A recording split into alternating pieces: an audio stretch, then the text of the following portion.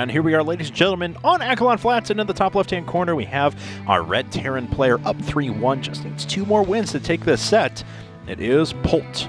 And his opponent down here in the bottom right-hand corner is our blue Protoss player from Prime, his creator.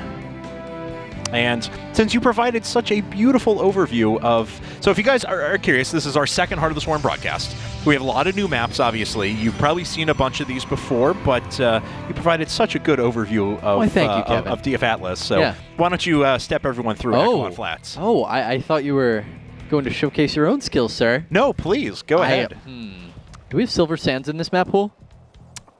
I actually don't know. Or breaking I really don't know. I think breaking point, but no. Or did breaking point not make the cut? Anyway, guys, we're getting off track. I apologize, but I want to hear one from you, Kevin, but I think there's a third map, so we'll be okay. All right, so Acheron Flats is actually one of the more balanced, maybe a little bit Protoss-favored maps in general, so not too surprising to see it. Well, chosen by creator, but actually it's chosen a lot of maps at this point. Either way, take a look at your main base, nice and big. Drops normally come in from the left-hand side if you're talking about your main. There's a nice big open area actually really down low. How low can you go, Kev?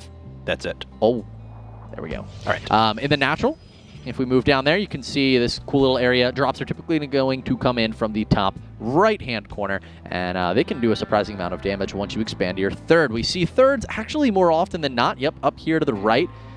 Sometimes they are down to the left. You typically want to break your own collapsible rocks, which you'll see slightly upwards, to slow down any pushes that... Wait, where are the collapsible rocks? Are there none on this? Yeah, it looks like it's just the destructible rocks that are sitting off to the side. That makes no collapsible rocks here. Significantly more different. So you actually would likely not take this as your first third base then, because because usually you can cut it off with the collapsible rocks and then you're fine. But in this situation, you'll Ganji actually lost a game last night in the GSTL preseason because he didn't kill his own destructible rocks. So he couldn't get to his own third base.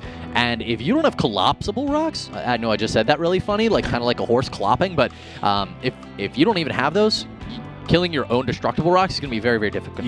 Difficult to do. So I expect most of the thirds. I expect the third for both players to be taken towards the front here. Yeah, I definitely agree with you. No, I thought this was the version that you thought it was as well, because without the collapsible rocks in this position, that was the advantage. If you guys are curious, of course, or newer to Heart of the Swarm, collapsible rocks will allow you to destroy them. Then they actually filter and form a larger barrier that actually helps to kind of break off parts of the map. And they were used really cleverly here to do just that and secure an additional base. You know where they were used cleverly? On Halleck Peaks. Yeah. Semifinals. That was cool. But, ladies and gentlemen, not only is it a Stargate build for Creator, it's a proxy Stargate. So he's over here on the left-hand side. Now, Polt has actually done the exact same thing that he's done in the past couple of games. That's why we didn't comment on it. He has a Marine Reaper expand, and he's actually going back. So apparently odd-numbered games, he goes Factory after this. Even-numbered games, he goes Tech Lab into 2 additional barracks. So, but this is so cool, Kevin, because it's Heart of the Swarm, and proxy Stargates can actually mean Void Rays or Oracles. Yeah. In the past, of course, they've always meant Void Rays. I would expect to see an Oracle, actually, or at least that's my guess. Gateway follow-up, no, never mind. Yeah, you're right. 2 gateways. That's take back what I said before. And it is the Void Ray. This is a little more of a Wings of Liberty play, but Void Rays are actually a little bit stronger now, so they are 4 supply. Will take up a little bit of room there, but that's right. Void Rays are so good in HOTS. They are so good. Yeah. So good you have to whisper it to keep it a secret. That's right. Why am I saying it out loud? Polt, though, has a lot of Marines, and he's got some Widow Mines. All of this is going to be good against what Creator's making. And we saw that this is his more defensive-minded build as well, because he goes out with a drop with a couple of Widow Mines, and then he usually bunkers up to compensate for that fact back at home. And Polt now sees 3 gateways, a Nexus, no expansion. He's going to be preparing for some shenanigans. And he sees 2 gases. Immediately, Polt is going, where is your gas? Yeah. You have 3. You don't tell me you're sitting on 350 gas right now, Creator, because I know you're not. And here it is. He sees it. The Void Ray has arrived. And he did actually use the charge ability. Yes, he did. So he's got a little bit of time left on that. 40 seconds? Yeah, I'm a little surprised just due to the fact that it takes so long for it to cool back down. He'll do significant damage, though, to this orbital command. You can see that it's already taken quite a bit. But, of course, Creator now, he has these extra Widow Mines to be able to defend because he didn't have time to actually execute the drop that he normally goes for. Yep. So he's actually going to have a better prepared defense for this. So it's almost counterintuitive because the economic damage that he would have done has already been done by the fact that Creator hasn't expanded. So yeah.